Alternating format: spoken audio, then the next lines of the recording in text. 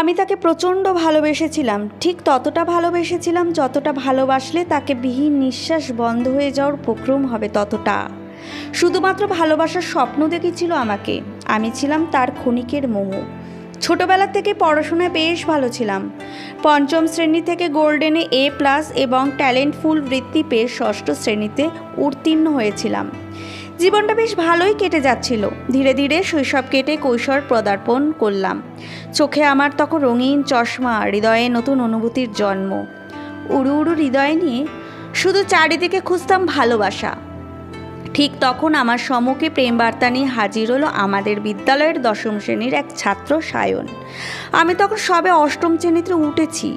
প্রথম প্রেম বার্তার অনুভূতিতে যেন আমি শিউরে উঠেছিলাম সেদিন। হৃদয়ের কোণে বাসা বেঁধেছিল অন্যরকম এক ভালো লাগা। তবে লজ্জা, ভয় আর সংকোচ সেদিন ফিরে দিয়েছিলাম তাকে। তা বলে সে ফিরে যায়নি, পড়েছিল আমার পেছনে।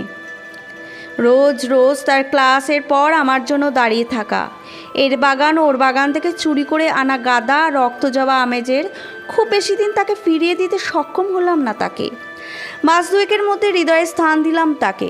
শুরু হলো আমাদের প্রণয়। প্রথম প্রেম, প্রথম অনুভূতি। মনে হচ্ছিল যেন তাকে পেয়ে আমি পৃথিবীর সব পেয়ে গেছি। ধীরে ধীরে প্রচণ্ড আসক্ত হয়ে পড়লাম তার প্রতি।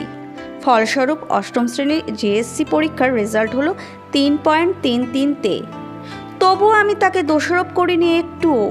বাবা মা খুব আশাহত হয়েছিল আমার রেজাল্টে, ভেঙে পড়েছিল ভীষণ। কিন্তু আমি যে ততদিনে সায়নে আসক্ত হয়ে পড়েছি, ওই রেজাল্ট কিংবা বাবা মায়ের হতাশে কোনোটাই আমার ওপর প্রভাব ফেলতে পারল না। আমি তখন নিজের ভাবনার সমুদ্রে ব্যস্ত। মনে মনে পরিকল্পনা করি সায়ন ইন্টার পাশ করেই কোনো রকমে একটা ছোটোখাটো চাকরি নিয়ে আমাকে বিয়ে করে ফেলবে। তারপর আর এই পড়াশোনা দিয়ে কী করব? অবশ্য এই ভাবনাটা আমার মস্তিষ্কে আসায় আমার তেমন হাত ছিল না। সায়ন আমাকে স্বপ্ন দেখিয়েছিল, প্রতিশ্রুতি দিয়ে সে আমায় বলেছিল, লাবণ্য, আমি ইন্টার পাসটা করেই পড়াশোনা পাশাপাশি একটা ছোট চাকরি নিয়ে তোমাকে বিয়ে করে নেব। ধীরে ধীরে সময় গড়ালো। আমি তখন 10ম শ্রেণীতে উত্তীর্ণ হলাম। সায়ন তখন ইন্টার 2য় বর্ষে। কলেজ ওঠার পরপরই ও বদলে যেতে শুরু করেছিল। বিষয়টা যে আমার চোখে পড়েনি তেমন নয়, চোখে পড়েছিল। তবে কখনো যদি তাকে বলতাম, তুমি বদলে গেছো সায়ন, উত্তরে সে বলতো, নতুন ক্লাস, নতুন পড়া, তারপর নতুন সব বন্ধু বান্ধব, তাই একটু ব্যস্ত থাকা হয়, এছাড়া আর কিছুই নয়। আমি তাকে বিশ্বাস করেছিলাম। তবে আমার বিশ্বাস বোধহয় ভুল ছিল সেদিন। সায়ন কিছুদিন পরেই আমাকে জানালো সে আমার সাথে আর সম্পর্ক রাখতে চাইছে না। তার পরিবারের লোকেরা আমাকে মেনে নিতে পারবে না। তখন না আমার বিয়ের বয়স হয়েছিল না তার। তাহলে তার পরিবার মানা না মানার বিষয়টা আসছে কোথা থেকে? কিংবা কেন তারা মানবে না জানি না আমি। সায়ন কখনো বলেনি আমাকে। আমি জিজ্ঞেস করেছিলাম অনেকবার, সে বলেনি, শুধু বলেছিল আমার সাথে সে আর সম্পর্ক রাখতে চাইছে না। আমি তার পায়ে পড়েছিলাম, কেঁদে বলেছিলাম, আমাকে ছেড়ে যেও না, আমি বাঁচতে পারবো না তোমাকে ছাড়া। কিন্তু সে শোনেনি। তার একটুও মায়া হয়নি আমার জন্য, বরং সে আমাকে সব স্থান থেকে ব্লক করে দিল। আবেগের বয়স, তারপর প্রথম প্রেম, প্রথম অনুভূতি। আমি ভেঙে পড়েছিলাম ভীষণ। কিছুতেই মানতে পারছিলাম না নিজেকে। ওর কাছ থেকে মোবাইল এনে কল করতাম তার নম্বরে, কিন্তু সে আমার কণ্ঠ পেতেই কল কেটে দিত। হৃদয়ে প্রতিনিয়ত ব্যথায় দিশেহারা হয়ে পড়েছিলাম ভীষণভাবে। তারপর একদিন স্কুলে গিয়ে বান্ধবীদের কাছ থেকে জানতে পারলাম সে তার কলেজের অন্য কোনো মেয়ের সাথে সম্পর্ক জড়িয়েছে। আমি মানতে পারলাম না, কষ্ট হচ্ছিল ভীষণ। এতদিন তাকে হারিয়ে যতটা কষ্ট আমার হচ্ছিল, তার পাশে অন্য নারী শুনতেই কষ্ট বেড়ে গেল যেন দ্বিগুণ। বাঙালি নারীরা আর যাই পারুক, নিজের ভালোবাসার মানুষের পাশে অন্য কোনো নারীকে সহ্য করতে পারে না। আমি পারলাম না সায়নের পাশে কাউকে সহ্য করতে। আবেগের বশে তাৎক্ষণিক সিদ্ধান্ত নিলাম আমি বেঁচেই থাকবো না।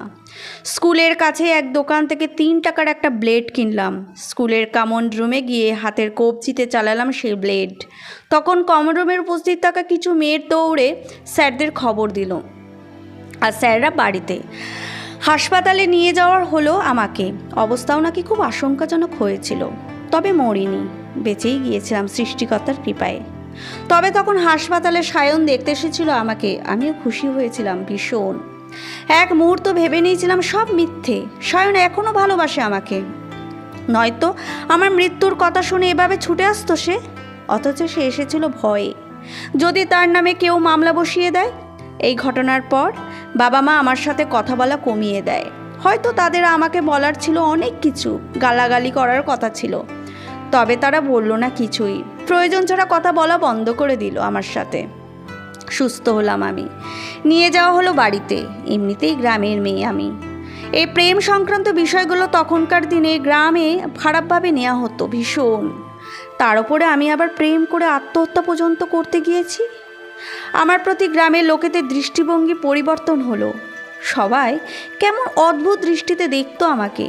বান্ধবীরাও আমার সাথে মেলামেশা বন্ধ করে দিল। তাদের বাড়ি থেকে আমার সাথে মিশতে নাকি বারণ করে দিয়েছে। এদিকে হাসপাতালের পর সায়ন আর যোগাযোগ করেনি আমার সাথে। একদিকে এলাকাবাসীদের তিরস্কার, বাবা মায়ের অবহেলা, ওদিকে সায়নের অবহেলায় যেন পাগল হয়ে যাচ্ছিলাম আমি। তারপর একদিন সিদ্ধান্ত নিলাম ওদের বাড়িতে চলে যাব, ওর মায়ের কাছে যাব। আমাকে কেন মানবে না জানতে চাইব। নিজের সিদ্ধান্তে মোতাবেক কাজ করলাম। স্কুলে যাওয়ার নাম করে চলে গেলাম ওদের বাড়িতে। ওর মায়ের পায়ে পড়লাম, কেঁদে কেঁদে একটু ঠাঁই চাইলাম। বললাম, আন্টি আমাকে ফিরিয়ে দেবেন না, আমি আপনার পায়ে একটু ঠাঁই দিন আমাকে। মহিলারা আমাকে আশ্বাস দিলেন তার ছেলের সাথে আমার বিয়ে দেবেন। আমার বাবাকে খবর দিয়ে তার হাতে তুলে দিলেন, কিন্তু মহিলা তার কথা রাখলেন না। আমার সাথে তার ছেলের বিয়ে দিলেন না, উল্টে তার বাড়ির গিয়ে ওঠার কারণে গ্রামে সালিশি বসালেন আমায় নিয়ে। বাবাকে খুব বাজেভাবে অপমান করা হলো সেদিন সালিশিতে। বাবা সেদিন বাড়ি ফিরে আমাকে অনেক মারলেন, নিজেও কাঁদলেন। বাবার চোখে পানি। আমি ওই প্রথম দেখেছিলাম সমাজের বাবাকেও এতটা অপমানিত হতে। এতদিনের সব কষ্ট যেন এবার আমার বাবার চোখের পানির ফিকে লাগলো। নিজেকে ভীষণ অপরাধী মনে হচ্ছিল। আমি নিজের ভুলগুলো বুঝতে পারলাম, কিন্তু তখন দেরি হয়ে গেছে অনেকটা। আমি ইতিমধ্যে বাবার মান সম্মান বলতে বাকি রাখিনি কিছুই। ছোট বোনটার জীবনটাও এক প্রকার নষ্ট হলো আমার জন্য। গ্রামের মানুষ ছিছি করতে শুরু করলো। রাস্তায় বের হওয়ার দায় হয়ে পড়লো আমাদের। বাবা বাড়ি ঘর ছেড়ে আমাদের নিয়ে চলে এলেন ঢাকায়। আমাকে 1 বছর গ্যাপ দিয়ে আবারও 10ম শ্রেণীতে ভর্তি করে দিল। ছোট বোনকে ভর্তি করে দিল ঢাকাতেই। ছোট একটা বাসা রাখলাম আমরা, একেবারে বস্তির বাড়ির মতন। বাবা মা দুজনেই গার্মেন্টসে চাকরি নিল। তবে এবার আর আমি হেলা করলাম না, ঘুরে দাঁড়ানোর চেষ্টা করলাম। নিজেকে শক্ত করে প্রতিষ্ঠিত করে আমার সাথে করা অন্যায়গুলোর জবাব দিতে চাইলাম। তাদের কষ্ট দিয়ে প্রতিশোধ নিয়ে নয়, বরং আমি চাইলাম আমাকে হারিয়ে তাদের দৃষ্টিতে আফসোস দেখাতে। ইন্টার পাশ করে পরীক্ষা দিলাম বিভিন্ন বিশ্ববিদ্যালয়ে, কোথাও সুযোগ হলো না আমার। তবু হতাশ হলাম না। IEITS করলাম, নিজেকে আরও ভালোভাবে প্রস্তুত করলাম। একটা এজেন্সি ধরে পরীক্ষা দিলাম ইতালির এক বিশ্ববিদ্যালয়ে। ভাগ্যের জোরে ফুল ফ্রি বৃত্তিসহ সেখানে সুযোগ হলো আমার। আজ চলে যাচ্ছি ইতালিতে আমি। নিজের অতীত ভুলে আপন মানুষদের রেখে পাড়ি দিচ্ছি দূর দেশে, একটু ভালো থাকার জন্য, বাবা মাকে একটু ভালো রাখার জন্য। জানি না ভাগ্য আমার সয় হবে কিনা, তবে আমি প্রতিনিয়ত দৌড়াচ্ছি নিজের ভাগ্যের পিছু।